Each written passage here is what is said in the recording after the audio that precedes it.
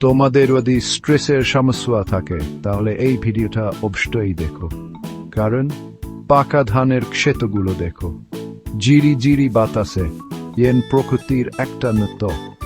প্রতিটা ধানের গাছ একসাথে দুলছে, শান্তি আর প্রাচুর্যের একটা ছবি এঁকে দিচ্ছে। সোনালি ধানগুলো রোদে ঝিকিমিকি করছে, মাটির গোপন কথা ফিসফিস করে বলছে। এই শান্তিটা অনুভব করো আর তোমার সব চিন্তা দূরে পাঠিয়ে দাও।